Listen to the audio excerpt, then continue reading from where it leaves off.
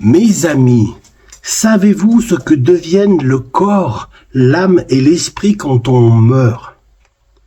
La mort est inévitable. Il y a un début et une fin à la vie terrestre.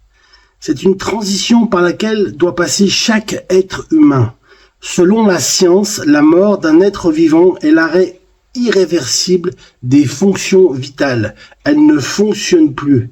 La cessation définitive de la vie sur Terre, comme le dit le dictionnaire. L'idée de la mort est insupportable pour la plupart des gens. Mangeons et buvons, demain nous mourrons. D'autres n'acceptent pas la séparation avec ceux qu'ils aiment et certains ne supportent pas l'idée qu'il y ait une mort. Alors, est-ce qu'il y a une vie après la mort? Oui, mes amis.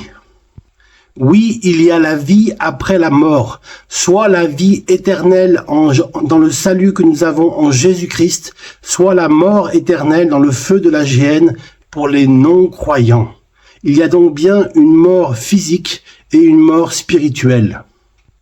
Dans Hébreux au chapitre 9 et au verset 27 de la version Louis II, et comme il est réservé aux hommes de mourir une seule fois, nous mourrons une seule fois, après quoi vient le jugement dernier, où tous les hommes seront jugés par le Fils de Dieu et son Père, pour les actes et sa vie terrestre, pour son comportement, pour son attitude, pour ses actions, pour ses décisions.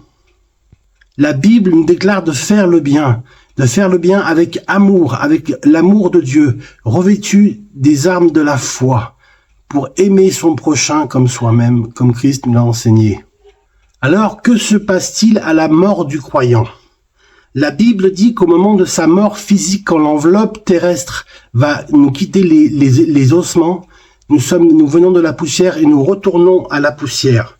L'âme du racheté est transportée dans la présence de Christ dans les lieux célestes, au ciel, pour l'éternité, et l'esprit retourne à Dieu. Quant au corps, il est poussière et il retourne donc à la poussière comme je l'ai dit. Amen. Mais alors, que se passe-t-il à la mort du non-croyant? Paul avertit que dans les derniers jours, les hommes ne supporteront pas la sainte doctrine de Dieu, mais se tourneront vers les fables. Ils vont adorer d'autres dieux, des idoles, comme il nous le dit dans 2 Timothée au chapitre 4, versets 3 et 4, version Louis II. En fonction de leur culture et de leurs croyances, certains accordent foi au purgatoire comme une transition vers le paradis ou vers l'enfer. Car soit nous hériterons de la vie éternelle, soit nous hériterons de l'enfer éternel. Alors mes amis, repentez-vous, tournez-vous vers Jésus. Amen. Gloire à Dieu.